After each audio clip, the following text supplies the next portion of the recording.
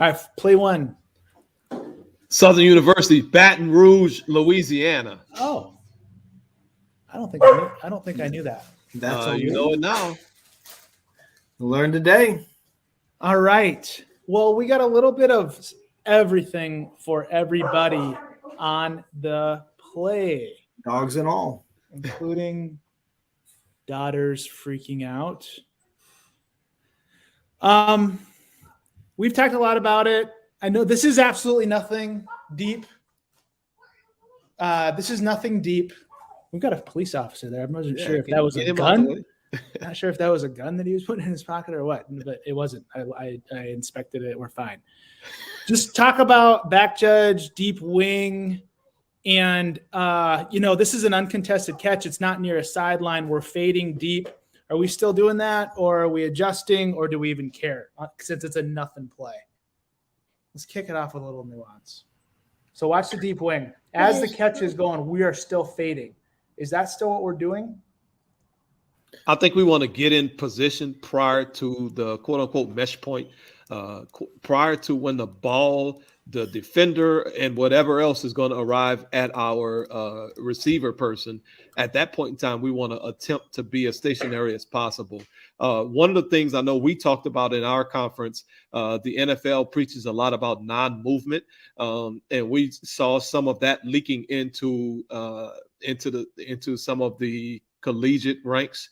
Our coordinator certainly wanted to reinforce upon us that we are not the NFL and we need to move to be deeper than the receiver if possible. We do want to be stationary at the time of impact, at the important time of the play, but we do need to move to get deep instead of just being stationary throughout. I think some of us were maybe misinterpreting or misunderstanding what we see from the NFL officials. So I think from the collegiate level, I would encourage deep wings to continue to try to get depth, but try to get stationary at the moment of impact. Okay, I think the same goes for back judges. Yeah, the only thing I would add is that, Brandon, part of your question was, well, it's not contested, so does it really matter? Right. And maybe in this exact instance, it doesn't, but in the sense of building good habits and some muscle memory around how we work plays physically, it absolutely matters. So even on those plays where, maybe it's not contested, it's good idea. Now, look, if he's running free in space and he's going to either catch it and it's just going to and keep running, or it's going to bounce off his hands and hit the ground, maybe that's different. But in a situation like this, we just want to continue to practice those consistent mechanics that Tuta described. Okay, good. That's good, though, Daniel. So basically what you're saying is, let's say there is no defender around this receiver. It's okay for us to keep moving at that point in time, right? Because he's either, like you say, he's either going to catch it or he's not, and he's going to keep running if he does catch it. So it would behoove us to continue running in terms of positioning as the play develops, if there's no one really contesting the receiver. Is that what you're saying?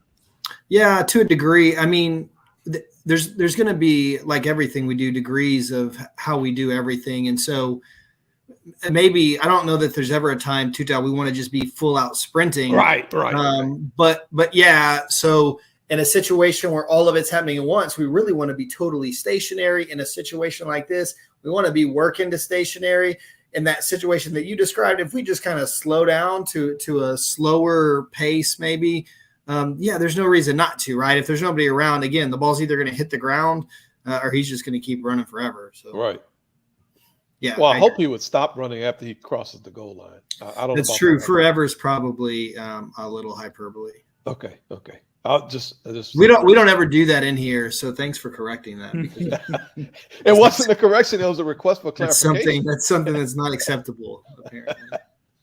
All right. Now look at the left tackle. What are we doing with this? What would we expect to do? I mean, this is not legal, correct? You can't be in the neutral zone, but encroachment. Yeah, so I don't even know the signal for that. But what do we expect to do with this? Well, first of all, we don't have the right camera angle. So the angle is distorted a bit. But if the tackle is barely in the neutral zone, I would wait till after this play and go talk to him and say, hey, 70, whatever, you need to back up. You're in the neutral zone. You can't line up in the neutral zone. If he's egregious, I don't know if we have an option, but we need to shut the play down and flag it. Okay. Yeah. So manage through it. Yeah. And if you don't get a response, okay. Yeah, I don't know. Yeah, I mean, I think we want to avoid that if at all possible. I don't really know why. I just think, I guess, because it's not something that anybody's familiar with from the coaches or the fan perspective, and it, limited advantage gain certainly, depending on how far back he is. But isn't this camera angle going to push him back? I don't know what I never understand the camera angle deal. I have no idea where it's going to push him. Yeah, I think this angle from in front would push him back. I think that's right. He doesn't look like he's past the tick mark, but again, the camera angle is jacked up. Looks like the tick mark is the line of scrimmage. Man, he would have to be way past that for me to say. Agree. Yeah.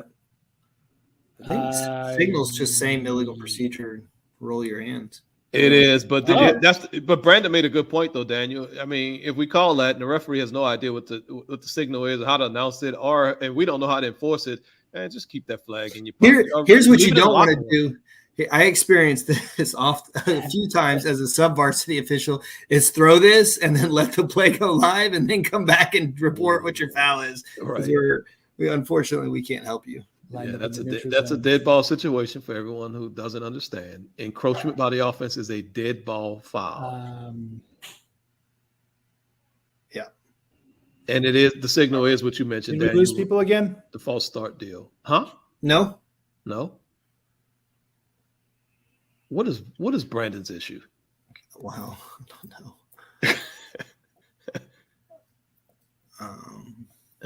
All right. So looks like he is having some technical difficulties, but I think the moral of the story is just make this really, but once he's, the center's hands on the ball and he lines up in the neutral zone, by rule, it's a foul, but we'd want to make that really, really awful. And if there's any opportunity to go in and say, hey, dude, you're on offense, you can't be in front of the ball. Right. Probably want to take advantage of that. And the funny thing is, this is a pass play anyway, Dan. You wonder why is he lining up like that? But I mean, obviously, we're not in the business of coaching players or trying to figure out what players are doing. But it's interesting that on a pass play, he would go forward. Right? Yeah, that's weird. Usually, we're more worried about them being on the line of scrimmage than being in the neutral zone. Correct. On pass plays. Correct. Okay. So let's see if I can start the play. Here we go. Are we back? We've been here. We've never went anywhere. We've never gone anywhere. Yeah, we were always here. You're back, it would appear. We're having an interesting night here in the home office. Hey, so Brandon, can I ask you a question? Yeah. We started off this VSG 127 2 minutes late. You attempted to blame the connection issues on me. Now, oh no, it was. Well, I'm gonna hold on. Wait a minute. Can I finish my question? I just want to jump in real quick. It was totally your fault. Okay, go ahead and finish your question. Okay, good. It was my fault. Now Brandon is saying we in terms of having issues, and you and I have never left the session. So I want to wonder if the question that we started the session off 2 minutes late with was an appropriate question. That's the only question I have at this point in time. Are you done? Yes. Okay, good. So then we worked through the encroachment piece pretty well. I know. That was just phenomenal. I could hear it. Good. We're going to call holding. This is the real, obviously, eye catcher on this play. We're going to call holding and take your pick. There's quite a few blocks at issue. And then there's a hit to the quarterback. So we have, and by the way, crew of 7 traditional umpire. Oh, nice. So no, not nice.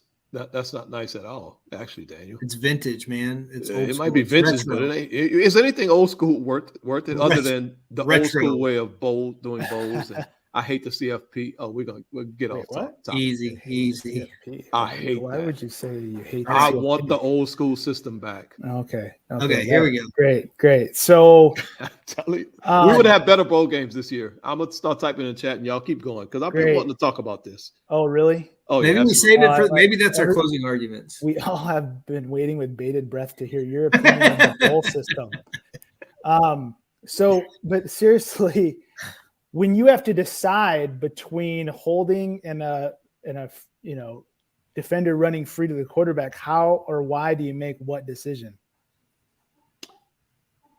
Well, first of all, anytime our quarterback is threatened, we absolutely positively must know what happens to him. So if your decision is to continue evaluating a potential OH or evaluate a potential RPS or whatever happens to the quarterback, I would prioritize evaluating the action on the quarterback. So so how do you do that if you're working and trying to decide on holding because you see this guy with two handfuls of jersey pulling at the shoulders, right? As the guy's trying to get out, ball's going to be released. How do we do that? I'm not kidding. How do we do that? Well, first thing is we need another person in the backfield. So it'll be nice if we had a center judge back there. Well, the center judge might be doing the same thing, might work the exact same action. Right. Well, the good thing on this play, we have a questionable block by the left tackle, and then we have a questionable block by the right tackle. Thankfully, if we had a center judge, the center judge would likely be working that block by the left tackle, which was really in line with the player who came free. So it will be a really quick transition for that center judge to evaluate that block and then determine what is the action on the quarterback from the right defensive end who came free. You're thinking you could see all that from the same, yes, in the same, what would you call that? Just viewing head angle, a viewing angle. Yes. Yeah. So I guess what we're advocating there would be, even though there's a pretty significant grab going, if you feel like you need to switch total focus to that number 52 coming into the quarterback, that's what we would advise to do, correct? I mean, I would absolutely. That's our best practice. That just feels weird because we never leave a potential foul to go find a potential foul, Right. Except here, I guess. That's really that's hard. I mean, better. Obviously the best case is if we can transition and see everything clearly, but that's just with the timing not always going to happen. Correct. Do you have any of these plays yet in your vaunted career as a referee where you're kind of working, holding, and maybe you feel like you didn't see all the hit to the quarterback or the other way around? Yes, it's mostly the other way around. We get caught looking and evaluating the OH action, and then it's like, oh my God, this dude was really close to the quarterback, and I have no idea how he got there, and that's not a good feeling. And I know maybe it's different for each conference, and maybe this is a discussion to have with the supervisor if you're a referee. But I know in our conference, the quarterback was someone that we really needed to ensure that we quote unquote protected. Obviously, if the dude gets hit, he's going to get hit anyway. Nothing we can do about it, but we need to be able to see it and evaluate it. Yep. Okay. And another question to you for the quarterback. So he sprints out, and we're always trying to evaluate these things. Obviously, he's out of the pocket, but say this guy went low. Do you think he's in a passing posture, or did he not quite reset up yet? That's a really good question, Brandon. I haven't really evaluated one of these on the field yet, but I would say that he's still on the move and not necessarily in a passing posture. And it's not totally obvious that he is throwing a pass at the moment that the defender committed to hit him. Oof. Tough. Yeah. Tough. Very tough. Because that left foot is like coming down, but I think I kind of agree with you. That's just so hard. If just please don't go low there. I know. Or at least just wrap him up. Don't put a shoulder or head into his shin bone, please. New Orleans camp last year. Remember we had interesting play we talked about. Yeah, absolutely. Okay, so no, that's a what if on the low hit, but what about the timing of this hit? So how do you you're working back there. How do you talk yourself through hits that are, because this, I wouldn't call this a bang bang hit. I'm not saying it's a foul yet or anything like that, but it's definitely not just, with the pass. It's late.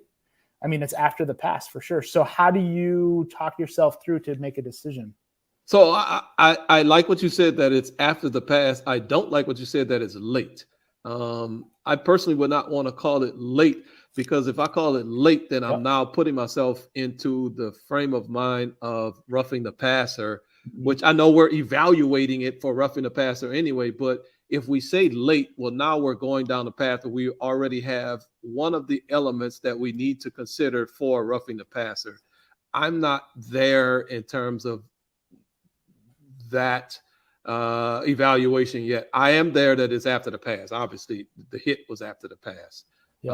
But it does not seem, in my opinion, to be late for the purposes of individually for the purposes of calling roughing the passer. Now, obviously, when we start talking about where the contact occurred, the degree of force of the contact, then that late element starts to come. We don't need that much of a late element if the degree of force and the location of the contact is a little bit different, if that makes any sense. Yeah. So do you think he does enough here to show that he's somewhat trying to avoid punishing? That's kind of the framework I use. He's like, just I'm rooting for him. bumped him. Show me you're trying not to punish this guy. Obviously, if we get forced to the head, timing is out. Exactly. Yep. If it's forcible enough for a foul, anyways, timing is. It doesn't matter. I mean, if it's to the head, then it's just a force evaluation. Right. If we get force low, then we go back to what we were talking about before. We pretty much got to decide if he was reestablishing a passing posture or not. Right. Really close. And if it's like this, then we pretty much got to decide, since it's after the pass, how punishing it is, and then, put an element of time in there. So right. A lot of decisions to make here. So we call holding, obviously. Do you think by calling holding that we saw enough of this hit to the quarterback to make a sound decision? I think it depends on which player we called holding on. And in this case, it looks like the referee was working the holding by the left tackle. And if that's the case, he maybe did have enough time to transition to see the hit. If he was calling holding on the right tackle, I don't think there's any way that he really evaluated the hit on the quarterback. Yep. So that would be the perfect self-evaluation from that position here, because whether we call holding or not, we must see all the detail of that hit to the quarterback. Right. And I mean, obviously, if you feel like that's enough for holding, that's an important call, because it was a significant gain. Correct. That's what makes it so difficult, though, and that's why watching film is so important. You go back and, like you're saying, Brandon, really self-evaluate yourself. Which did I really see this hit on the quarterback? Which of these players did I call OH on? And is there a way for me to transition quicker? If not, which one should I prioritize? And then go have that discussion with your peers. Go have that discussion. Maybe if you have that kind of communication with your supervisor, have that discussion with your supervisor, your mentors, and don't just listen to us. I mean, we're just offering an opinion. And then that's the way that we work to get better. Just continue to evaluate ourselves and then collaborate with others, period. Yep. And even then to watch those steps that we take to our left, none of that movement helps us in this evaluation. That kind of was going, kind of the theme from the deep official. I was just curious what you guys thought on that official's movement. Right. Well, here I know that none of these steps help us with this, because we simply have to transition with our eyes and our eyes only. Right. Yep. And so that would be one, just to put those feet right in the ground and see how we can best transition. And the last thing is, umpire just did a nice job with the penalty enforcement, right? I mean, we got from the 28 to the 18 on the proper lateral position, which we've kind of been talking about a lot as we prepare for camp. And pretty efficient too, by the way. Pretty efficient if you're just watching. So I didn't know they were from Baton Rouge. That's cool. Oh yeah. That's where Salam had his first ever exposure to college football, right there Wow. at Southern University. And you were like the backup down box guy or something, or what? No. This was a scrimmage. This was a scrimmage, and I was working as a deep wing. It was funny in your interview with the Unofficial Lounge, you talked about how you worked, back up to the groundskeeper or something. Oh, if you had a chance. Yeah. Exactly. Pretty cool. All right. Well, one more thing on this play, one more thing. Yeah, we got a comment. Michael Walton is saying the center and right guard are 8 yards down the field. And I don't know if you're being facetious or using hyperbole, like Daniel taught us that word a little bit earlier. But this is why we want to work and I paused the video right at the release point. This is why we really want to strive to work fouling action and then find the ball versus seeing the ball and then finding the fouling action. Look at those players. Nice. They are really at 3 yards at the time of the pass being released. So, maybe the guy who's blocking, I don't know if he was the center or the right guard. You may say he's breaking the plane, but for a deep pass, consider that. Think about that. Is this something I really want to call on a deep pass? Where's the advantage gained by the offense? So they're a lot tighter than we may have thought by just looking at this play originally. Yeah. Nice. Good catch. Glad we got better on that one. That's good. We're going to go. Oh, we're staying there. We're staying in Southern or whatever, Baton Rouge. And we are going to see some type of action here that we all know and love. What's the topic? Targeting. Let's run through the process. 3 elements, as we know. Some new people are in. First, we're going to evaluate, is that is that player receiving the hit defenseless? Hang on. Here we go. Next, we are going to talk about, let's get our technical issues resolved. Here we go with that hour. Element number two. You need some better pronoun usage, Brandon. I'm serious. I'm really getting tired of this pronoun usage. I got a lot of easy about the pronoun thing. Number 2, this is the player delivering the hit. Does he display an indicator of targeting? And then we are obviously going to evaluate the forcible contact for element number 3. That's a good play. Yeah. I like it. Yep. I don't know if any of us know the officials on this game. They were awesome all game long. They just did an awesome job. This was a challenging game, and you may be surprised to learn there were a lot of flags, but nonetheless, they just did an awesome job. Oh man! So,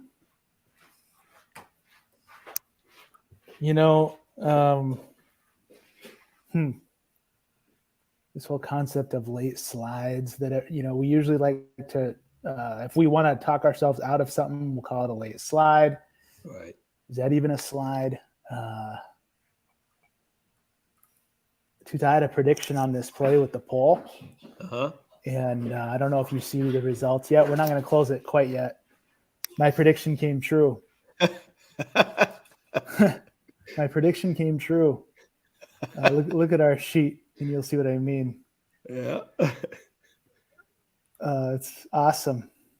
Wow. This is so cool. This is so cool.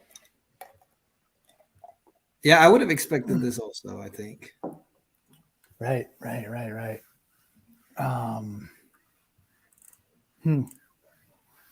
So we have some work to do. So you're telling me that we like, well, you're telling me that we're all over the board. Let me say it like that. Right. Yep. Well, As of right now, every single option has a vote casted. And he's telling you that we have no idea collectively, which might be true. I think that's fine. I know.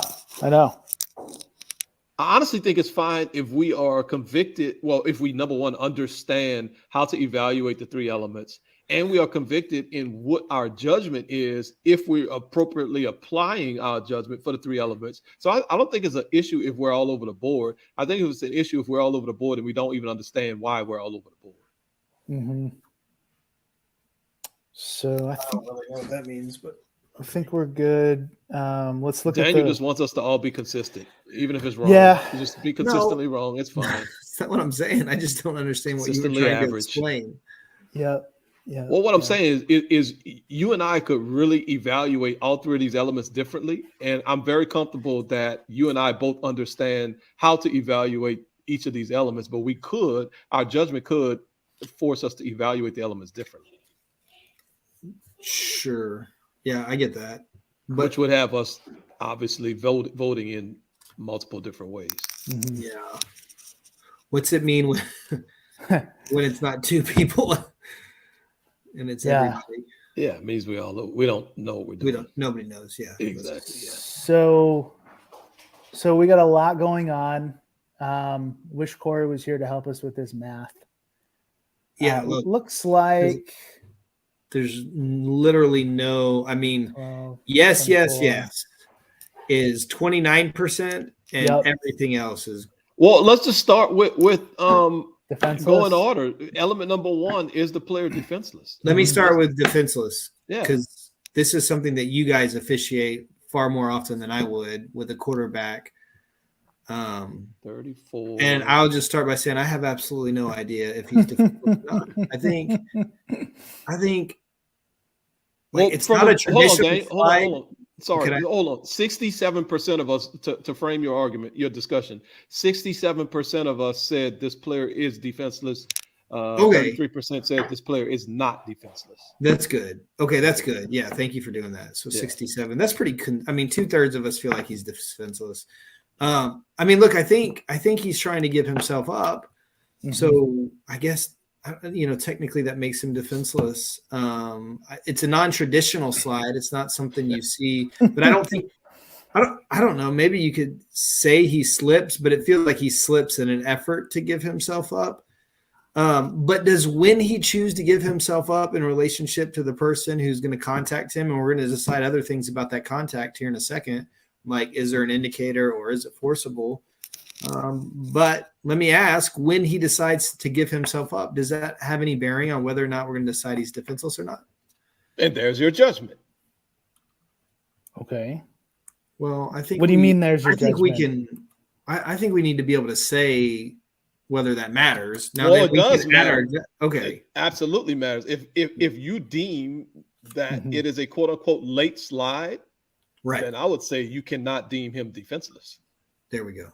Okay. So but that's interesting because even though he may be defenseless, when we just think about his ability to defend himself at the moment where he's contacted, if he's put himself in that position, then the way we apply the rule, we're not going to consider him defenseless, right? Is that okay to say it that way? Right, because if you think about it like this, he is a runner until he has chosen to give himself up. If the defender has committed to whatever action prior to him deciding to give himself up, and then he decided to give himself up after the defender is kind of already committed, then it'll be really tough to punish the defender by calling the quarterback a defenseless player. I understand. I get it. Yeah.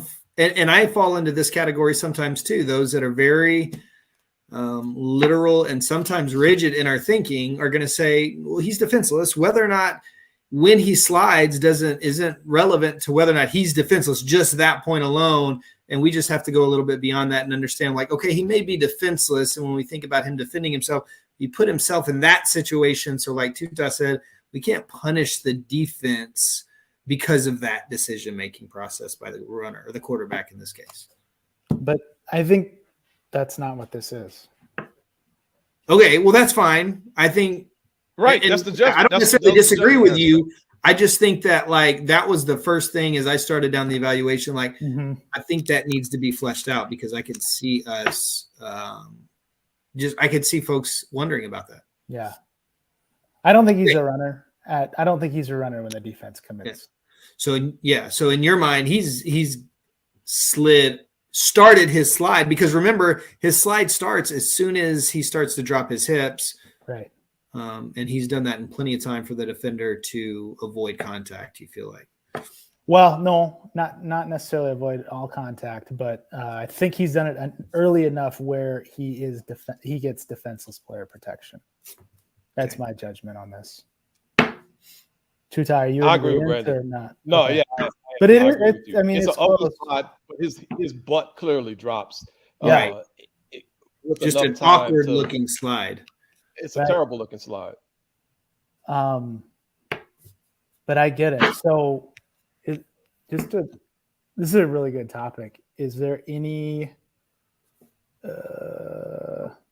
anybody talking, like in the chat, what about, well, here's why I did not have him defenseless? And I guess it would just be just the late slide. Yeah, there's a couple folks who feel like the slide's late. And I think it's very close. I do. Yeah. It is close. It is close. And obviously that changes everything, this determination. Absolutely.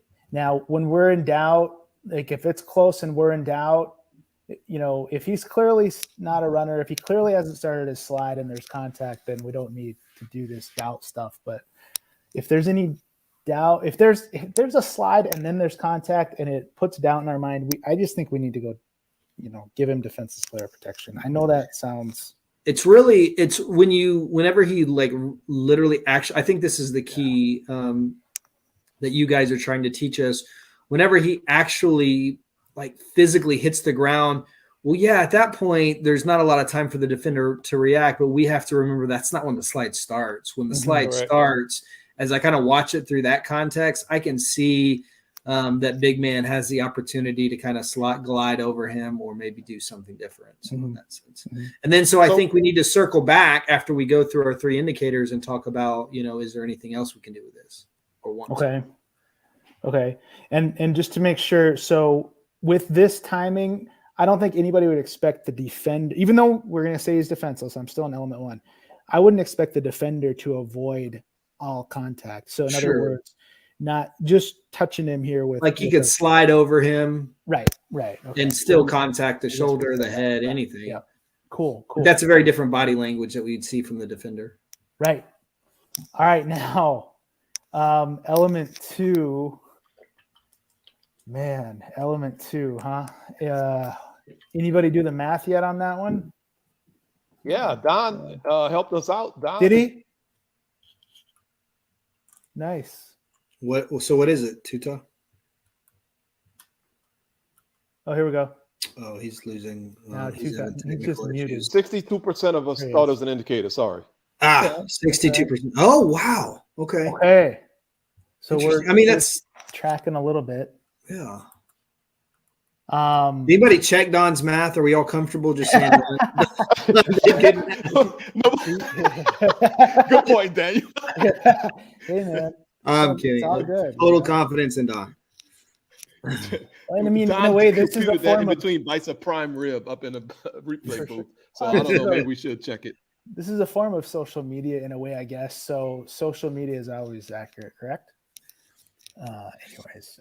So how do we determine this one?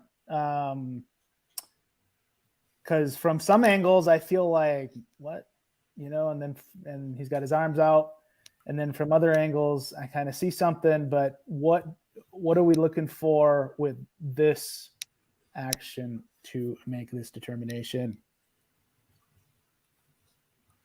You like how I always ask the question and then wait and then I give my opinion? You like that?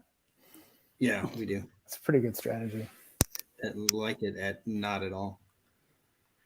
Well, look, I started the defenseless player conversation, so I'd like to hear what somebody else thinks about the indicator. All right, I'll start with that. There's something I don't like about what he did, but it's only one small thing I don't like about what the defender did. He dipped down to inch. Same thing. Huh? I said, I bet I don't like the same thing. Oh, yeah. He dipped down to ensure that he made contact with the quarterback. Other than that, he's, to me, displaying actions that would indicates not going beyond making a normal tackle. His chest is up. He's reaching out to grab the quarterback. The only thing is, right at the moment of impact, he ensured that he hit the quarterback by dipping his body and head down a tiny bit. I don't want to say dip it. He didn't lead with his head to punish the quarterback, but he did dip his head down a little bit just to ensure that he made contact with the quarterback, in my opinion. I don't know why he did what he did. I'm speculating, but he did clearly dip his body down to ensure that there's contact with the quarterback. So I don't like that part, but I do not see an indicator for targeting. Oh. So then the question is, when he uses the hairline of his helmet, not the crown, he did not lead with the crown of his helmet. I agree with that. But when he uses like the hairline of his helmet just above the face mask, and that really is what I'm not going to go to the force yet. That's what strikes this, what we've called defenseless player. And by the way, it strikes him above the shoulders. You know, you don't feel, because you said he went after him a little bit. You don't feel like that's an indicator? I do not, because I really just feel like the contact that occurred was not fully incidental, because that'll be not true, but slightly incidental to his tackling action that he really tried to pretend like was a legal tackling action. And I'm giving him the benefit of the doubt, which doesn't make sense. I understand. But just for me in this situation, I'm giving him a little bit of the benefit of the doubt that he was not truly attacking the quarterbacks, the runners' head or neck area. Well, then you're done. You're done. I am. Yep, I am. You're done for targeting anyways. DUI, break the tie. So what do you think that last little subtle action that's pretty much, I mean, is that taking aim at this defensive player's head and neck area or not? So that was kind of the question that I was working through was, is that taking aim? I really tend to agree with Tuta. I feel like his whole body is coming down to make this tackle because, as we've established, the quarterback decides to slide. I don't feel like he's really using his helmet to take aim. I think he's just kind of laying on top of him. I like that he doesn't thrust into him with the shoulder or the helmet. Right. So there's no launch or thrusting action in the like hips. There's no load up. It really is. He just tries to wrap him up. I can absolutely see what you're saying. But in my mind, I would almost consider that face mask action. And it's hard for me to tell. This is really the only angle that we can kind of get that you see that hairline that you mentioned from that end zone from behind the offense.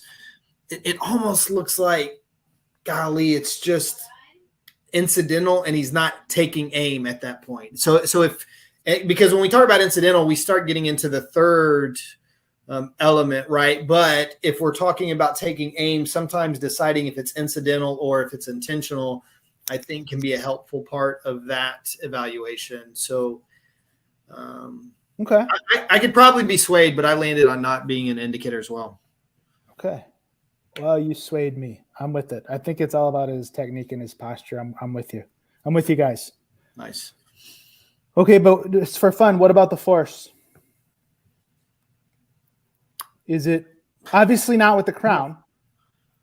Yeah, I don't. But what about to the head neck area? I mean, he's got a huge freaking gut and chest that probably forcefully hits him at the head or neck area. So I don't know how it's not forceable. I think it's forceable. I mean, I see his head. All due respect, 90 degrees at an angle from his torso. There's got to be some force there, right? Yeah. I don't know if it's forcible to rise to level of targeting, because if you decide it's not an indicator, then it's easy to just kind of quit. It is. But, on this, I don't think we're done, though. We got to decide then if we do have him defenseless and we do kind of have a blow to the head, maybe we don't have targeting because of his technique. Right. And that players should probably think about that. But we might – what do you think about just having UNR, just unnecessary roughness for a hit to the head of a defenseless player here? Yes. Mm-hmm. Yeah. How you like that for? That's great. feedback Yeah. for- Great Right. explanation. So yeah, I mean, based on how you guys broke down the indicator aspect, I think that's probably the best call here, you know? So You're not okay. It's not late. It's because of the contact to the head. correct. Yep. Well, it has to be late, DY, Yeah. because you said gotta contact be- to the head of a defenseless player, right, Brandon? Yeah, I mean, he's giving himself up. I don't know what late means here. So if he's other than the defenseless, fact that- it has to be late. okay, that's fine. He just needs, the way I grew up, these players need to avoid hitting if I've got this guy sliding and defenseless, then his head is protected. And, there's a couple hierarchies that we got to go through. We just went through Right. the targeting. We don't feel like it's targeting because of the technique and the indicator aspect. But if you do have force to the head of a defenseless, sliding quarterback here, I think that's enough. Yeah, and I just want to talk about evaluating this because I had one earlier this year where I incorrectly evaluated the contact, and I threw a flag for it was a sliding quarterback, and I threw a flag for unnecessary roughness, and it was just totally wrong. And you and I had a conversation about it, Brandon. One thing that we want to make sure we do, and I'm still struggling with this, God, it's hard, is to don't watch the quarterback slide. That's the tendency that we do. We watch the and I keep saying quarterback. It could be any runner, but generally it's going to be the quarterback. We don't need to watch that player slide. What we need to do is carry the defender into the contact. And when we only look at the defender, that really helps us evaluate the lateness of the contact. It also helps us evaluate the body posture of the defender as he initiates the contact, which helps us with if we need to make a decision on targeting and an indicator. And then the forceability aspect as well. If we only watch the quarterback, all we're going to see is somebody hitting the quarterback late. And we may or may not know any of the other aspects that leads us to judge on either personal foul for a late hit or targeting or both. Yep. I don't know if I would use the word late here because Stephen Schaub asked a really good question. What are you going to tell the coach? I think if you just want to, the reason I would call this is because it's forcible contact to the head of a sliding player. I'd probably say sliding quarterback because that's what we're used to. Right. I don't think I'd say late. You know what I mean? I see what you're saying. Because if he hits him in the body, I got nothing. I got absolutely nothing. What if he P-lays him in the body? Just we getting ready for New Orleans, so we got to learn some southern slang. P-lay, for everybody who doesn't know, that means to really just like destroy somebody. So if he really hits this dude in the body extremely forcefully, are you saying you have nothing, or is it just with this degree of contact? Well, I mean, if he's got the ability to P-lay this guy, then to me, that's only going to probably happen if it's much later. You see what I'm saying? So we would have to see a total different technique from this guy. Sure. Right. I'm saying with this same timing, with this pretty much this same technique, if he could work to get the head out of it, then this contact to the quarterback's right shoulder, make that as pretty much as forcible as you want. Right. With this same timing, with this same body posture. But if he comes in like a missile leading with the crown of his helmet, now I know, I know we're getting back into the targeting thing. Leading with the shoulder forward, let's say that. Okay. And I mean, if and then it's just, you'd have to almost see the play, but with this technique and this timing, just avoid forcible contact to the head. Just avoid forcible contact to the head. That's how I'm thinking about the play live when I work it. Right. And then Steven says, because I said I've got UNR for forcible contact to the head of a sliding quarterback. He says, well, why isn't it targeting? Right. Because I don't see an indicator, right? Because I don't have an indicator of targeting. Yeah. So we can have, you can have hits to the head of a defenseless player that are fouls but are not targeting, right? That's probably not going to happen too much because we're also focused on targeting, but certainly this is a case to me where you can have that. Yeah. And I don't know. I mean, maybe maybe we're evolving to where it's either targeting or nothing. I'm fine with that. That's just I grew up differently. You know what I mean? We always had Why a do you little keep bit saying of grew up, Brandon, Because- as if you've been officiating so from the age of 2? I'm old now. I'm 40. Well, you are old. I'm a man. Easy. You want me to say how I was trained? I don't know. Whatever. You know what I mean? Why you got to ask stupid questions? They're legitimate questions that you obviously are not capable of answering. I So don't you care. call them I stupid, can- but that's okay. I don't know. I'll say whatever you want me to say, but just was always on the wavelength here that really there's almost 3 hierarchies to go to, to go Right. through, no foul for whatever reason, hit to the head. Okay. Now if you put an indicator with that hit to the head and it's forcible, obviously, then it can rise to the level of targeting, so Right. really no different than roughing the passer. If you think about it, we pretty much go through the same type of thing, just obviously different Right. postures and different, even different timing aspects for sure. So Probably best if we just ask these players not to put us in these situations. Tell number one, man, That could would you be- slide earlier, and tell the defender, can you please not hit him when he slides? And then, Right. then we'll be fine. We won't have to deal with this. Yep. Just try to avoid the head. I agree. Slide earlier. That would really help. Like if you slide earlier, you're Slide probably better. Like I don't know what you're doing, man. Who taught you to Yeah. slide like that? Yeah. Stop it. These are tough, and I Right. predicted we'd have votes cast in every possible combination. We did. Why did I predict that? Because I went through I fought with myself about every Right. element. You know what I mean? Right. I fought with myself about Right. it. So, except I do think it's forcible for sure. So to put a bow on this, Robert asked us about enforcing the penalty, which is a good question. So, Where are we going to enforce this from? And the thing that's important to remember, and this actually could help us.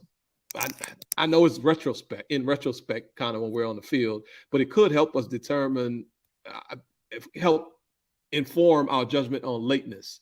We would spot this where the quarterback began his slide. So Right. the penalty will be enforced probably from the big line in this situation. It looks like maybe a little bit before the big line, at the 10-yard line. We would not be enforcing this penalty from the 9-yard line where the quarterback ended up and where he got actually contacted by the defender. yeah, great point. Great point. Angles are everything. I think from the sideline, almost the line of scrimmage official's view, it probably looks like nothing. He's just over the top. And then you look at it Right. from the referee's view, and that head really gets bent over Right. sideways from the force of the Yeah. of the contact. So it's just crazy how the angles can inform us. Cool, that was fun. Let's go to.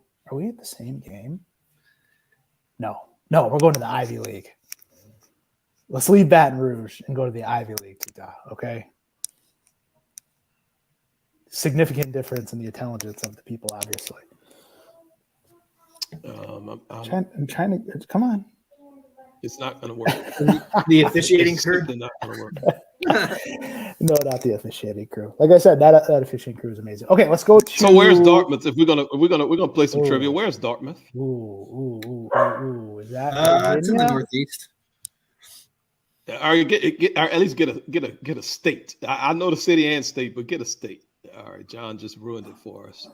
New Hampshire. New Hampshire, that's correct. Wow. Oh, yeah. Awesome. I took a training class there for my Really? professional career one time. Absolutely. That's awesome. A GIS training class. All right. Beautiful we area gotta, of the country. Nobody knows what that means. Global yeah. information. Is it global? No. information That system? wasn't an invitation to explain. Yeah, it was.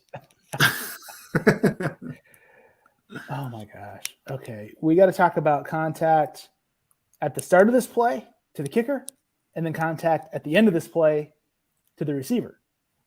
And we got to talk about the back judge, man. Yep. We got a lot. A little bit of happy work feet. through. About to rip a little Achilles hop tendon step, or little something. pro hop there. Yeah. Be careful. Oh, Seth has an Ooh, explanation. That's a punter. wow. That's not a kicker. That's a Watch punter. your mouth, Brandon. First of all, watch your mouth. I didn't realize that. Get him, Seth. Sensitive I like it. from that position. That's hilarious. Oh wow! Let's start downfield. So now DY, we got a fair catch. Correct. So obviously, just that alone allows this guy to make a unimpeded opportunity to catch the ball. Okay, whatever. Right. He also in exchange for not returning the ball, he doesn't get hit. The play's over when he completes the catch. So, we've got a little nudge here, but I don't know. Do you kind of categorize all this stuff out? Does it matter when contact occurs, the force of the contact? Is any contact a foul? Maybe we want to talk about the mechanics, but go ahead. I thought we would all learn from you. Well, I think so. Mechanically, I think the first thing that stood out to Teuton is a really good point, and we kind of started our conversation this evening talking about the deeps on the first play. Same principle. We start out in a great position, and then relative to how we're standing, the punt takes the returner to the right. And before we have any real information about what's going to happen, the first thing we do without evaluating anything is just back out away from the punt returner. I've seen this before. There's really no need to do that at all. If we just stay stationary as we watch this in slow motion, we would have ended up in great position to officiate this action. And so the great lesson here for all of us watching to learn from is that movement for the sake of movement most of the time is not going to be super beneficial. So we literally move ourselves out of optimal position to officiate this action. And that's a great lesson for all of us who are not on the field at Dartmouth to work in this play to learn. So then the second thing is, okay, well, we've chosen to move. So then when do we stop moving? And the answer, again, we went over this when we opened up the conversation tonight, is whenever that mesh point is occurring. And so whenever he's getting ready to catch that ball, we really want to be stationary wherever, if we've decided to move or not move, because, maybe we're stationary. Now we feel it take him to the right outside the hash and we take a few steps over that way. We want to be stationary whenever the ball's coming down. Okay. So mechanically, it's really important that we're going over these things right now, especially and trying to just kind of refine those things, even though it's little. So then the other question is, all right, about the contact, how do we classify it? And is any contact a foul? How do we want to work this? So the first thing, let's just say this. If we're saying that we've got contact to a player who's completed a fair catch, right? So we know that the fair catch gives him the opportunity to not get hit. What we need to understand is that we're still calling a personal foul, right? So contact in and of itself, even though the fair catch, kind of prevents him from being contacted, doesn't mean it rises to the level of a foul. He's got to be fouled. So if we're going to say, well, we've completed the fair catch, and so I don't even know what that foul is. It's just a UNR, right? Like the play's over and we smoke the guy. It's got to rise to a level of foul. It's got to be a pretty good shot. Bumping, and look, they don't know that. I mean, I can't tell you how many times I've had a punt returner get bumped by the kicking team and look at me or a coach say something to me.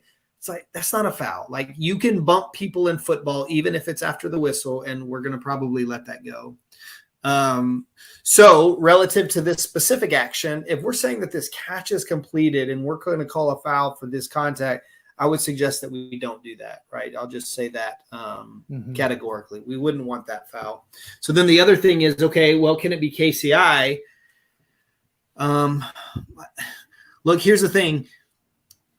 We have a philosophy that when we have a fair catch signal, if we catch the ball cleanly and there's no contact, there's no foul. Even if because we know by rule we get 1 yard a buffer to complete the process of the catch. Even if we violate that buffer, if we catch the ball cleanly, there's no contact, there's no foul. And then the other piece of that by philosophy, if he catches the ball cleanly, even if it's a little contact, if there's contact, we do want to foul for KCI. So what we have to decide here is this really interfering with his opportunity to make this catch, or has he completed the catch and now subsequently he gets bumped? because look, whenever he makes the catch, 49 is within that 1 yard buffer. So if we call this KCI, look, man, we may technically be correct. In my opinion, I really like this as the catch is over. He's completed it. And maybe look, if the first guy on the left, maybe is that 80 or 49? If he bumps him, to me, it looks like KCI. With this second guy doing it, it feels like kind of like the catch is already completed. So, there's a little bit of wiggle room there, but I think probably just letting all of this go is our best bet. So there's some good comments in the chat, and that's something I'm glad you mentioned that, Daniel, about number 49.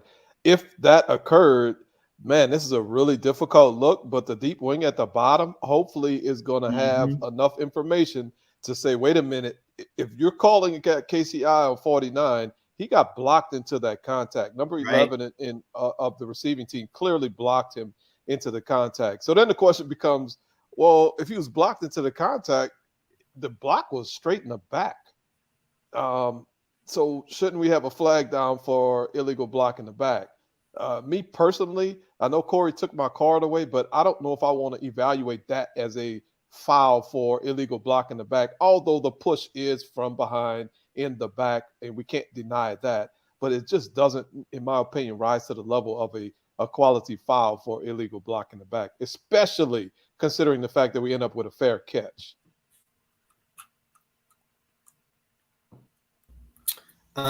There's a question also relative to the valid fair catch signal. So if we're being very black and white by rule, it's not a valid fair catch signal, but we're going to officiate this as a valid fair catch signal, right? We're going to give him protection for this really big wave above the head. This is one. In fact, I'm pretty good. I like it. What about timeliness, DY? How long do we have to like? Let's say that signal is valid. Which technically is not, I love how you explain that, but we're gonna call it valid. Whatever, it's good. Yeah. How early does he have to do that to still get that protection? Yeah, just before he touches the ball. That's it. Yeah. Oh, I didn't know that. Wow. So it's almost like a sliding player, like we looked at in the last. It could be like if he did it. If he did it, but because here's the thing, remember that he gets an unimpeded opportunity to catch the kick anyway. So, like, if he's getting contacted right as he making that signal before the ball gets there, I mean, what are you going to do with that? But there's no timer, right? There's no, well, he signaled fair catch late. Like, that's just a responsibility because, again, they can't contact him before the ball gets there anyway. Good point. So, thank you for that clarification. Yeah, that was nicely explained. That's like literally the first time Daniel has ever come through with like some real quality input. I love that. I mean, speechless. That's not okay, true. so I don't like that at all. So if this bump is more forcible that you do have a foul, is it KCI or UNR? Just, I mean, and I know it could be, it's kind of iffy because of the timing and this whole 1 yard situation, but right. And by the way, I don't know, man. That matters. It does matter. Absolutely. Especially what happened up front. Yeah. It matters. Absolutely. The enforcement. Man, I don't know. On the field, I'd probably be more inclined. But see, then if I say it's KCI, then really this is a foul for KCI. So, man, I'm not sure. I'm really not. It feels more like UNR. Yeah, I can tell you feel that way. But I don't know. I don't know why. I mean, I've never really done this, so just except for on video. So, well, no, I understand what you're saying because, like, it really feels like he's completed this process of the catch, and but it's just strange because we, by rule, technically have a violation for KCI before then, right? So, like, just kind of working through that. I don't know. Well, because the point of it is, if it's UNR, it's a dead ball foul, right? Correct. And that's what the whole crux of this, this discussion is. But absolutely. So obviously, though, if this contact jars the ball loose, you're probably going to, not probably, 100% going to go KCI. Without question, yeah. Yeah. That's, so we're almost having our cake and eating it too. Yeah. But, sometimes that kind of stuff happens because it's so tight. What do you like, Tutak? KCI or UNR? Come on, man. Just I'm hold on, I'm lost because are we talking about this exact play? Or are we talking? No. We need more force. Yeah, you threw a wrinkle in there. More force than that. Same timing. Just same timing. Yeah, same timing, more force. I like UNR. I don't like KCI. If you hold down to the ball. Yeah, I think because I feel like the play is over. But then that leads us down a different path. Yeah. Because how do you pick up a UNR because a player was blocked into the contact? Man, he would have to really right. Now, if he's blocked into the contact and it's a UNR, well, that's a lot of force, and we need to have a flag for IBB. And I just don't really like this as IBB. But if you have a UNR, then I gotta have an IBB for sure. Right. That's crazy. I know for sure. Okay, now we're gonna have 3 flags on the play, and now we got all kind of trouble. Well, yeah. Well, here's why it matters. I mean, we've got a decision to make against the contact on the kicker, so we could make one of 3 decisions, and it would all depend on if the kick was touched, right? Because he might. It's very close, huh? Yeah, if he touches the kick. Wake up, Don and Sergio. Correct. Wake them up. That's reviewable. And so, by the way, is that one where you need to announce something about that, or is that you announce it if you do not have a flag on the ground? If there is a flag on the ground, it's automatically reviewable, so the replay official can pick that flag up. Okay. So basically, if we have either running or roughing, we'll get to that in a second. Yeah. It's inherent in that ruling that the kick was not touched. That's correct. So then the replay official's job would be to prove that the kick was touched to take that foul off. Cool. That's correct. All right. So now, we talk about plant leg. We talk about kicking leg. Seth is all in his feelings. This is running into the kick. This is not roughing the kick in any way, shape, or form. Why is that? Because it was not forcible. It was contact to the kicking leg, clearly. Now, we mentioned off the ground in the air. The dude is not really off the ground and in the air. He's barely off the ground in the air. And the contact was not forcible to that kicking leg. For me, this is an easy 5-yard penalty for running into the kicker. It's not even close to roughing the kicker. Okay.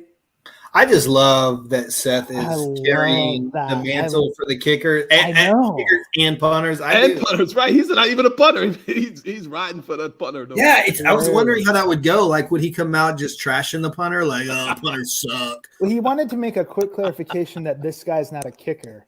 But now he's saying, oh my God, number 15 might be dead. Attention. Yeah. He might be dead.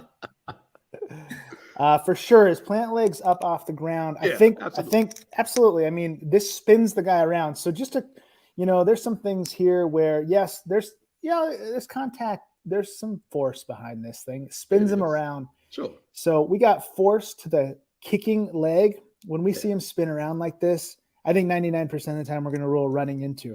Yeah. If we see this same force but was to the plant leg, 99% of the time we're going to rule roughing. Right. You could have that kind of force to the body as well. We would call roughing. Yeah. So then that's great to talk about, because if you see force to the body, I almost like to then go into roughing the passer mode. Like, did he mean to punish him? Oh. If he's trying to punish him, it's roughing. If he's trying to avoid him, but he still makes contact and displaces him, it's running into. And then you can also have incidental contact. That's right. So that's always fun. Okay, here's what's interesting about this. It's 4th and 6. It's 4th and 6, right? So kind of a big call, especially depending on what we have, back here with the returner. Yeah. We've heard people say, believe it or not, or I don't know if I have heard people say that if it's 4th and 5 or less, just go running into, because it's going to be a first down anyway, which I don't think we would ever kind of subscribe to that. No, that's ridiculous. Yeah. So the next time any of you all hear that, ridiculous. Yeah, if you just kind of turn around, walk away, and maybe go to the next breakout session over or something. Okay. Let's get into a process oriented mode, right? So kicking leg, spin around, most of the time running. Plant leg, force, most of the time roughing. punishing into the body, roughing, trying to avoid, but still makes contact, displaces, running. You can also have incidental that could involve a block, but whatever. So we know where we're at here. If we go running, okay, now we're going to get a report from downfield. It's going to be easy just to get locked in on and making a decision here, right? Right. In the backfield, we got to make sure that we get a funny whistle from downfield, and just do that to alert the referee that, I mean, we should do that anyways, but especially here, alert the referee that I've got something too. We just don't want to make if he's got roughing, for example, if he's got rough, well, I guess it doesn't matter. Whatever he has, we just don't want the referee to get on the mic and announce something and get to like automatic first down or whatever, and then say, oh, correction, we've got this. So it's really good if we can get all this out of one announcement. You see what I'm saying? Mm-hmm. Yep. Okay, so let's think about this. If we go KCI, let's say contact is more significant than this, and we go KCI. What happens then? I guess it's pretty easy. Yeah, it is. We're gonna offset, replay the down. It's not like, and why? Because exactly. There was no change of possession. Yeah. Well, there was a change, but the receiving team didn't get it clean. Right. So the fair catch is a change of possession, right? Yeah. I guess what I meant was Team B did not foul after the change of possession. That was extremely shorthand for that. That's right. So we know that we can have receiving team fouls. Like if, let's say that was a block in the back, and then forget about contact to the kicker. If that was a block in the back, that would be considered to have the receiving team getting it clean. Right? Now, Of course, if that was a block in the back, we'd pick up the contact there, but forget about that. Just say we have a block in the back on the receiving team. Yes. We have significant contact on the kicking team that we rule KCI. Okay, that's different. That now the receiving team is deemed to have gotten the ball with clean hands. Correct. It's so important to report this stuff accurately. Okay, so KCI in this case, back to reality here. KCI in this case is easy because that's a live ball foul. Right. Receiving team didn't get it clean. Fouls by both teams. Offset them. Replay the down. Now, if Daniel comes up and says, I've got UNR. If Daniel does that, you're probably going to punch him in the face. What does that even mean? Because we got to know when you have UNR, correct? You're right. So back to that, Daniel, you probably already said it, and I was listening to everything you said. I learned a lot. Yeah. But is if there's a fair catch and there's contact that is UNR against the return man, is that always going to be a dead ball foul or not necessarily? Yeah, got to be, right? Okay, good. So still report it for us, after the play, UNR by the kicking team, however you guys want to talk about that. And then what's going to happen? That's where it gets interesting, right? So if we have running into, that's a live ball foul. Then we have the dead ball UNR. We're going to enforce in the order of occurrence, aren't we? Yep. Very important. I'm glad you're bringing this up. Yep. So if we have running into, we're going to enforce that one first, where it would be 4th and 1, and then we're going to go. Whoa. What? Whoa. Oh. You need to talk to Team A's coach. Oh. Because we have a hanging 15-yard penalty. So Team A may choose the results of the play, and then we're going to enforce. They may choose to decline that penalty, enforce the 15-yard UNR from the end of the play, which is the fair catch spot. Ah, interesting. Perfect. I'm so glad you took that bait. Or actually, you didn't take that bait. That was great.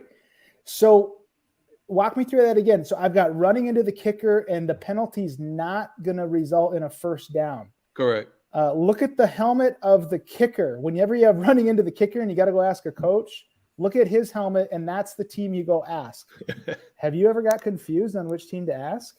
Yes, multiple times. You're lying if you say no. Thank you. Me too. So look at the guy that's trying to convince you he needs medical attention, and look at his helmet, and then go ask that head coach if you have to ask on running into the kicker. Okay. I would prefer to look at his jersey color, Brandon, because everybody has on white or silver looking helmet. Everybody's helmet looks the same in this game. Do whatever you need to do. So I'll look at the jersey. Take your cue off the guy that needs medical attention. All right. So talk me through that then. What are the potential options? Well, here's the fun part. When you go over there, before you even get an option from the coach, you're going to have a 15-minute dissertation and lecture and entire court case on why are you going 5 yards instead of 15 yards. Exactly. So that's going to be, you just prepare, just be prepared for that. And you just need to some kind of way work it through there. Coach, look, however you want to say it, that, you just deem the contact to not rise to the level of roughing the kicker. We're going 5 yards, and get him to understand that as quickly as possible and get the option for what he wants to do with the play. You want to take 15 from the replay the down and enforce 15 yards, or do you want 15 from the end of the play? And what's interesting is he's deciding where his major foul is going to be enforced. Isn't that weird? It is weird. If you think about it. Yeah. Because his decision on running into the kicker decides where and nobody else has the option. That's crazy. Correct. That's correct. And we could easily get confused by that. Easy. So if he declines it, then you say, okay, well, it's their ball 15 yards in advance of where they caught it. Yes. Yeah. So that's what's, in this case, that would go from the 39 to the 54, which is the 46. Yeah. So it'd go to the 46-yard line. So if it's roughing, that's a no-brainer. Oh, yeah. We got an automatic first down. They want to keep the ball. That's right. Now, if they accept the running into, we're going 4th and 1 to I think it was the 34, and then back 15 to the 19. That's correct. Replay 4th down. That's correct. Crazy. Cool. This is a good one to practice all of the different permutations of the announcements too. For sure. And practice that communication with the coach. Because this is not going to be a fun one to have a communication with the coach on at all. Yeah, he needs my kicker needs medical attention. Oh my God, he's gonna act like Seth. He's gonna act like Seth. Sorry, Seth. My punter needs medical attention. Yeah, punter. Where's the trainers? We need a car. Bring out the ambulance. Okay. What are you gonna tell his mom? Right. With somebody's baby. All right, somebody's baby is right. Very good. All right, here we go, baby. Here we go. Oh man. Yep. I've been there. You've been to this stadium? Come on. I have. Absolutely. Wow. Okay. Hang on. Check out the poll. So just very simple poll. Officiate the play. What fouls exist? And we've got numbers. If you see a defensive foul, we didn't talk about that. So these are offensive fouls only. And just say what fouls exist on this play. You see that shift at the start of the play? Yeah. What do you think about that? I would prefer if they not do all that kind of like stuff. That just please don't do all that kind of stuff. Because now I got to think. Yeah, got to get set. I'm not really good with thinking either. Okay. So 49 is the deep snapper, by the way, the long snapper for everyone who's wondering where 49 is. Oh, yeah. Look at that video board. Goodness gracious. That thing is humongous. Yeah. Arizona's got it going on. Why is that indoors?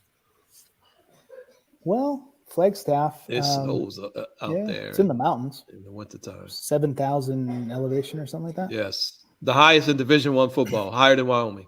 That's crazy. Is that right? Yes, that's absolutely right. It's written on the wall of their stadium.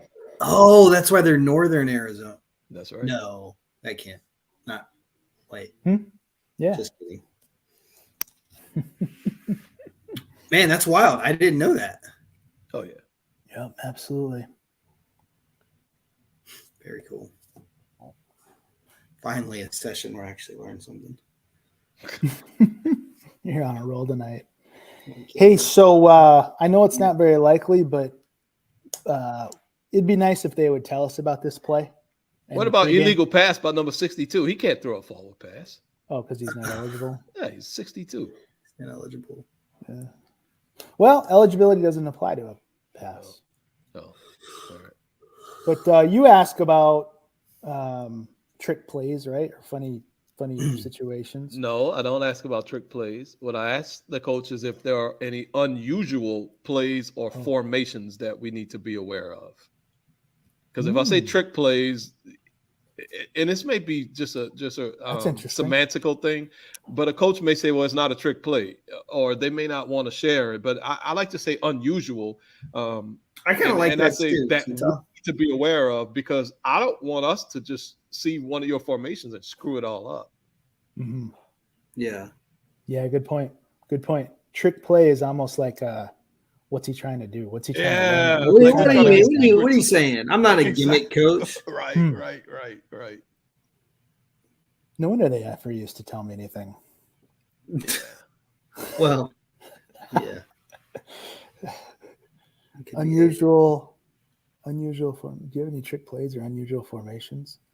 Yeah, I don't know why I said that. That's a good point. I wish I would have known about you long ago. That would have been really great.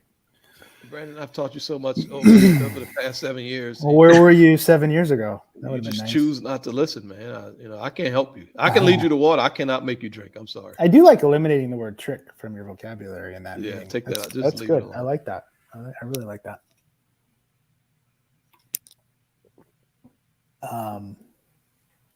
So classic formation. Once they get this shift figured out, 3 shield players and a punter. Yeah. So we know that's 4. That's 4 in the backfield. Everybody else got to be on the line. Well, and they're all on the line, but we need some numbering. We have some numbering issues, right? Yeah, but I mean it's 3rd or 4th down, I think, and it looks like he's more than 10 back. So I think it's reasonable that they're going to punt. Okay. So which means numbering exceptions. We're good. Okay. We're good with. So we don't need 5 players 50 through 79 because they are in a scrimmage kick formation and it is 4th down. So there's a reasonable expectation that they would punt. Mm-hmm. Cool. We don't need 5. That's right. That's exactly what that means. Good point. Man, you guys are kind of, I don't know, might have something here with you two. Really coming together. All right. So this is good work. 59% said there's 2 fouls. One is IDP by 49 and one is ITP by 19. Should have probably defined ITP, illegal touching of a pass. Hopefully that was somewhat clear. So that was 13%. And then, 9% said ITP only and 14% said IDP by 49 only. 5% said IDP by 19 only. And then 14% said all of the above. All right. So here's what I think is easy to do. 19, is he eligible? No. He's not eligible because of formation. That's correct. Covered up. Ineligible by position. Ineligible by position. There you go again. You're doing really well with the verbiage tonight. Yeah. I studied my rule book before we got on today. I could tell. Good work. Okay, so he's ineligible, which really means, he's restricted from going downfield more than 3 if the pass crosses the line of scrimmage. Correct. But more so, there's more restrictions than that. He's restricted from intentionally touching a forward pass, right? Prior to it being touched by the defense, by team B, yes. Okay. So I think it's easy to just think, oh, he's an ineligible player downfield. Right. But he's got to be more than 3 to make that call. So he really is, I know this is kind of weird, but he really is only guilty of illegal touching, which would be important to know because let's say 96 tipped the ball. If 96 somehow tipped that ball out of that passer's hand, then all of 19's actions would be legal. Of course, that's right. Or wake up down again because that's reviewable. Yeah, but and also if we just call him for it'd be harder with him catching the ball. But if we just call him Yeah. for IDP and then we come back, well, it's the same principle, right? If he caught the ball at or behind the line of scrimmage, just like it was touch, then we would take that foul off and we'd be in a mess. Yes. Yeah, yeah. And so then, the other thing just to think about for the illegal touch thing, we've heard in the past, not a lot, but just make sure we're all on the same page. Well, he can touch the ball if it's behind. And that's not true. That's not true. Right. It's the direction of the pass. Mm-mm. Doesn't matter where he touches it, behind, beyond, at the neutral zone, doesn't matter. So he cannot intentionally touch a legal forward pass, like you said, that's untouched by the defense or an official. Thought I'd throw that one I in don't know there. about that part. I got to read up on that. Yes, or official. I believe correct. you. That's correct. Okay. So the fact that he's less than 3 yards downfield at the release of the pass means no foul for IDP by 19.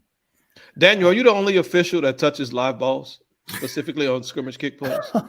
I've never seen any other one do that. Mid-play That's break. false. That's false because we watched a play that careened off another who I'm sure is an excellent official after a fumble. Mid-play breakdown. You just couldn't help yourself. No, he Daniel couldn't. brought it up. He said, "Boy, actually, you said our official." Two and Daniel top. I mean, corroborated. Brandon brought it up, and again, like Brandon said, you couldn't help yourself. So 49, he's way downfield, right? Oh, Yeah. yeah. I don't think That's there's any question on that. Only he's But he more gets than three back. at the He gets release. back when the ball's thrown. No, you don't. No, you don't get to do that. You don't get to do that. Oh no! But I'm back. Did 19 touch the ball beyond the line? Yes, he did. Okay, then, Close. then it's IDP. There you go. Close. Then 49 has IDP and 19 has ITP. Great. That's So that's awesome. almost like illegal touching of a significant other. You can't take that back. When you have IDP, once Well- you did it, you can't take it back, right? No, you can't take it back. Ineligible. Once you cross that threshold, you. I would That's- think I would think you're ineligible to do any of that anyway, just based on who you are. So yeah, you would never be able to take that back if you're talking eligibility. Okay. Great. So we've got fouls by 49 for being downfield. We've got foul by 19 for touching the pass. What's the enforcement?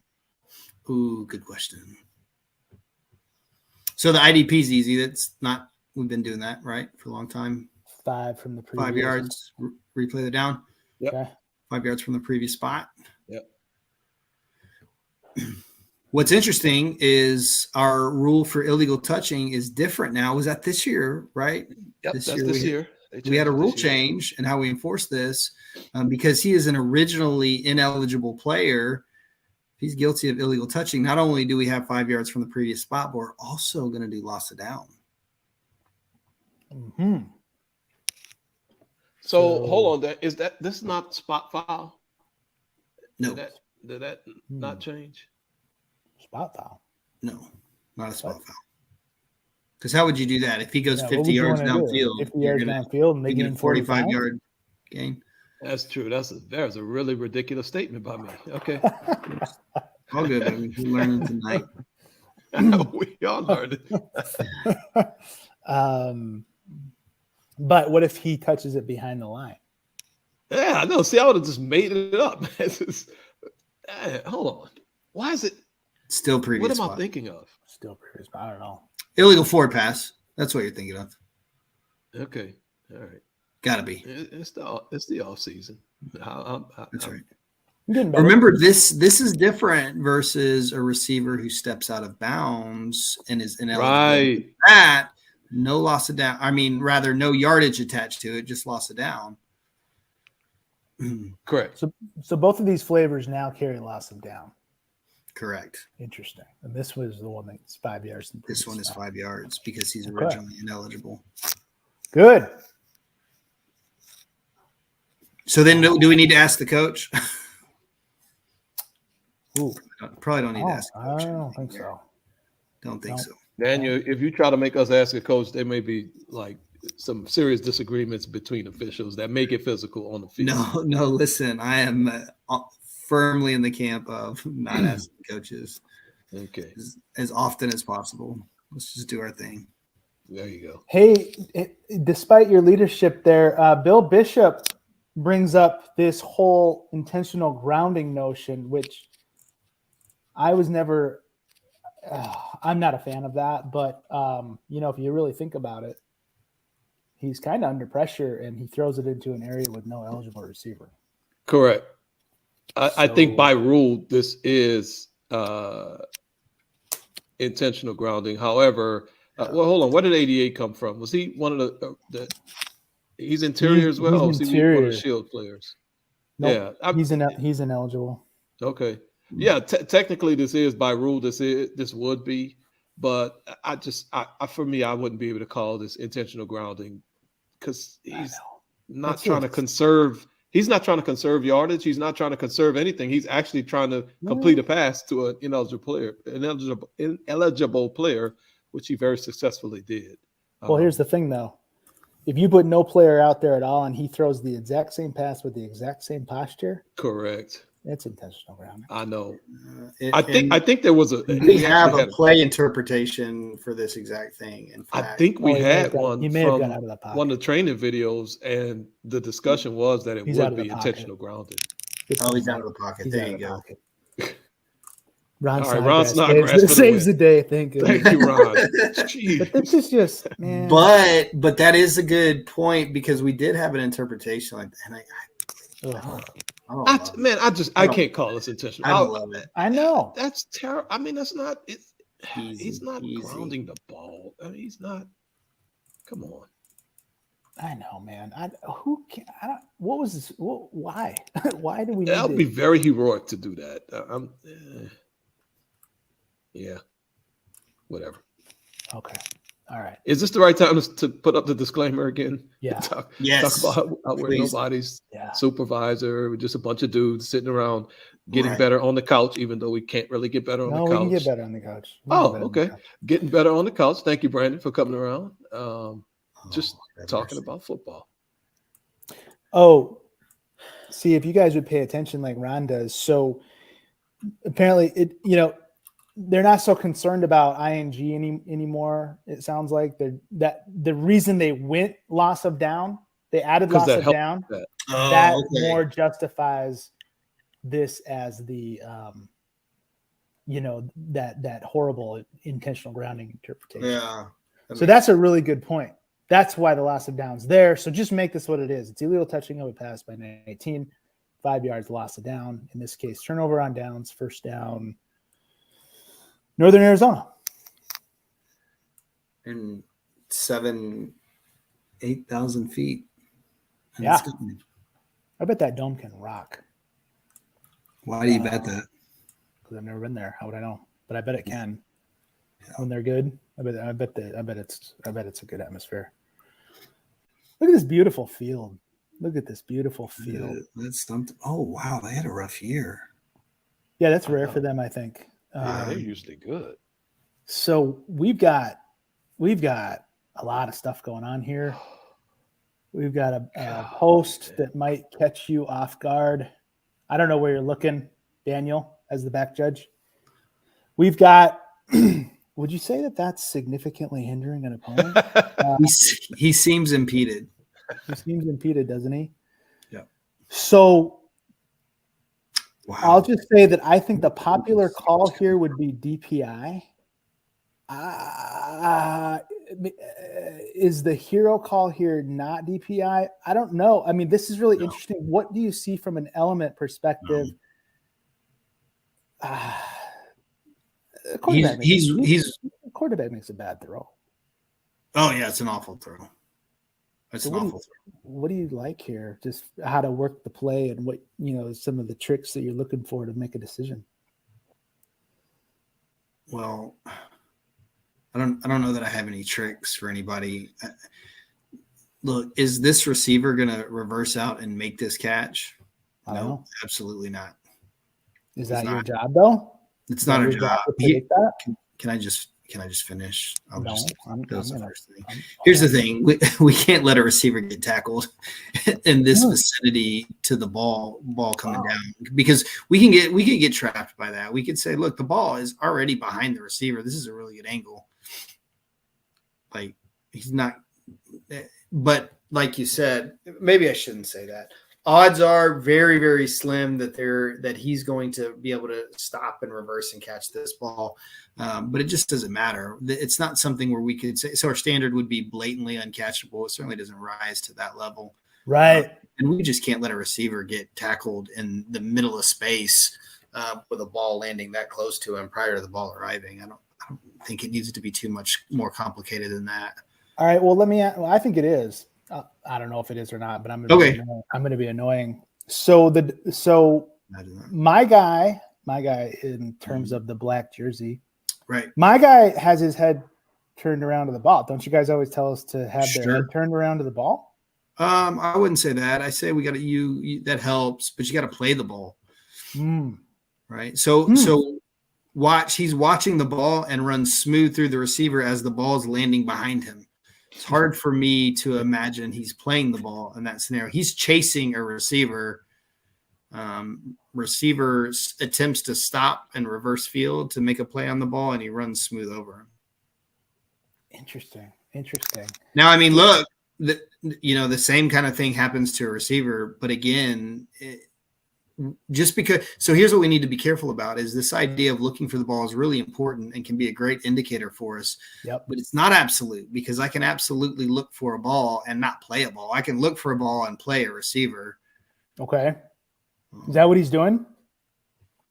That's where I would go. Interesting. Man, how do you make so you've got less than a half second to make that determination. And you just told me the direction he's looking doesn't necessarily indicate what he's doing. Yeah. So that's going to be that's rare. Like we need to make sure we don't get carried away with that, because that's a really helpful indicator for us. It's just not absolute. We still have to officiate the contact and the hands and what the defender's doing. We can't just say just because he's looking back for the ball, he's now absolved of any kind of contact that could rise to the level of DPI. So it sounds like you're putting more weight into the fact that the offense tries to change field, and he's obviously impeded from completing that. And the defense never really tried to change field because, like you said, he's more chasing him. Yes. Okay. Man, are you crazy? Yeah, that's crazy. Are we? And then the coach is going to also, perhaps, maybe not a coach, but somebody else who probably isn't one of our fans might say, "Well, you just bailed out a bad throw by the quarterback." Yeah, that may be true. What's your response to that? Yeah, that may be true. Okay, and then the other argument could be tangled feet. What do we see there? Specific to this play? Well, look, their feet do make contact with each other. If you look at the slow motion, there's some bumping of the knee. He does kind of hit him with his feet, but like the body language, the body contact with the chest of B20 is a pretty good indicator that tangled feet's not what sends them to the ground. Cool. Then I guess I also had a question about, I'm not sure about where you were initially at the snap, because we kind of get but if this is like let's say you were on the right, let's say you started on the right side of the formation. Yeah. Do you have any tips about how to transition to this in time? Because this is great. Like in your lap. I wish it looks like we've got trips to the bottom of the formation. Mm-hmm. Is that where this guy comes from? Is he the slot guy? I think so. Or number one. No, I think he was the one with the questionable OPI action too, a little bit downfield, about 5 yards downfield. Oh, yeah. 13? Yeah. Hold on. I want to go back to the sideline just real quick. Because if only we could pause it right here. No, he's number one. Oh, no, he's not. He's the number one receiver. He's number one. Wow. Yeah. So you are going to be, to some degree, the point is you're going to be not trapped, but you're going to be focused somewhere other than this guy. It's really hard when we're on the other side of the formation. This is really good depth by the back judge here at the time. We've talked about this already twice tonight. So if we could get settled here, of course, that contact is so long before what you expect the mesh point to be. It's going to be hard, right? Like to not be moving.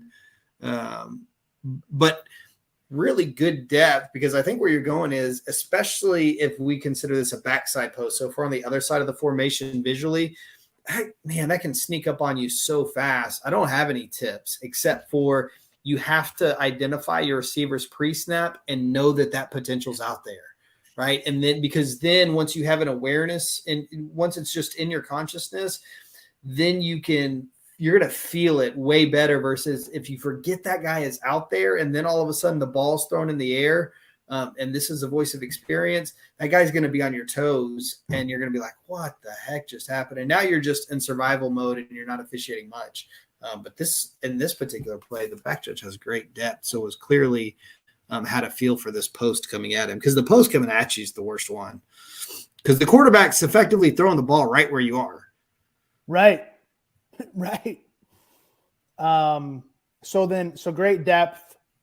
Absent this depth, again, this is great. We love this. But if you find yourself in perhaps a less advantageous position, how would you move? Or, I mean, would you just stop? Would you try to get width? Don't get hit. Don't get hit. The next thing I would try to do if I'm in a bad position here is move laterally, because even if it looks crappy, I want to be in a position where I can see in between the players is always ideal. So if like they end up on me, I want to try to move laterally so I can still see between them, is what I would do personally. I don't know that I need to, propagate that for everybody to do that, but that's what I like. So he makes this call. Really good call. My only last question, just to beat the horse dead, make sure he's dead. What would it look like if we in fact said, yes, the defense is playing the ball, making a bona fide attempt to play this ball? What would that pattern to us look like instead of this? What would we see? Like almost like, well, on the other hand, we'd like you to do this. Is that a dumb question? No, I don't think it's dumb. I think it's hard to answer. I would say maybe just a more stem up the field prior to the contact with the receiver.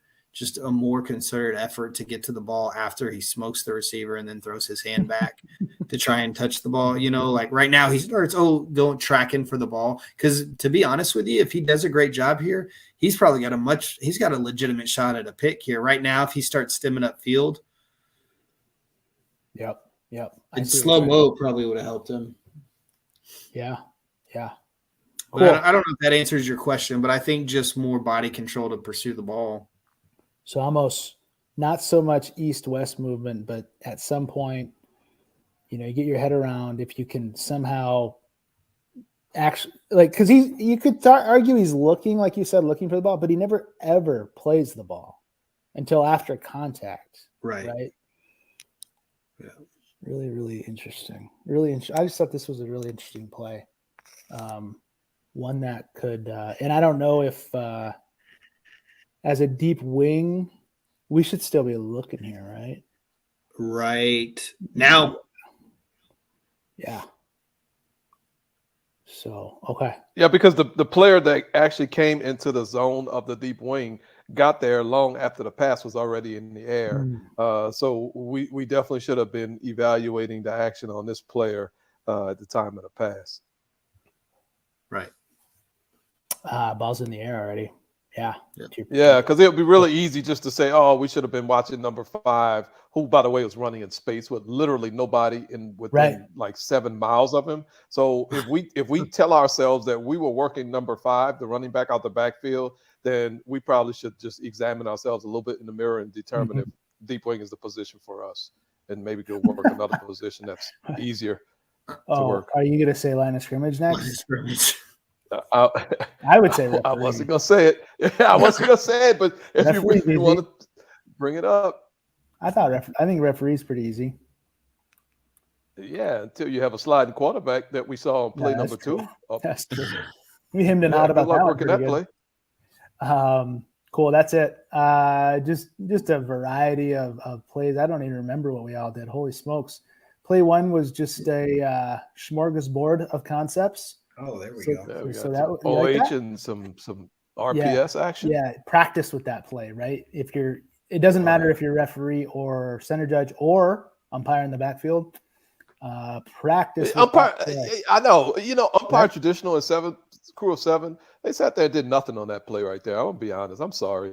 Bill, close your ears. Bill's gonna get mad at me. That umpire did nothing on that play. He enforced the penalty correctly. Oh wow. He marked off 10 yards. Well, we've seen it not. Interior linemen do nothing on 90% of plays. We had a fake punt. I'm sorry. Oh, okay.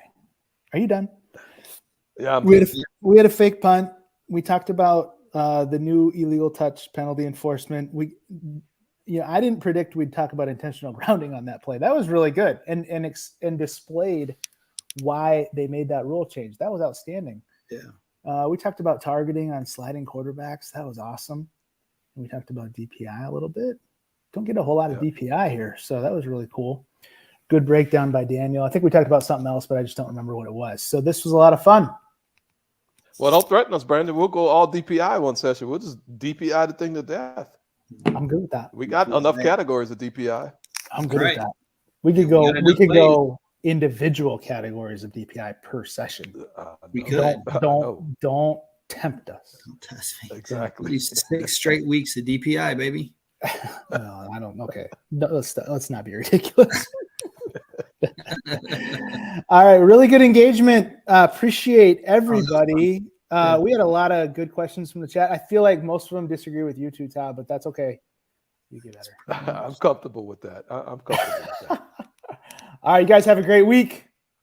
Yep. Awesome, guys. Send us plays. Send us plays. Oh, send us plays. If you're going to camp in Phoenix, send us plays in the portal. Break them down. Do that too. And send us plays for VSG, either one. All right, awesome, guys. Take care. Cool. Later. Yeah.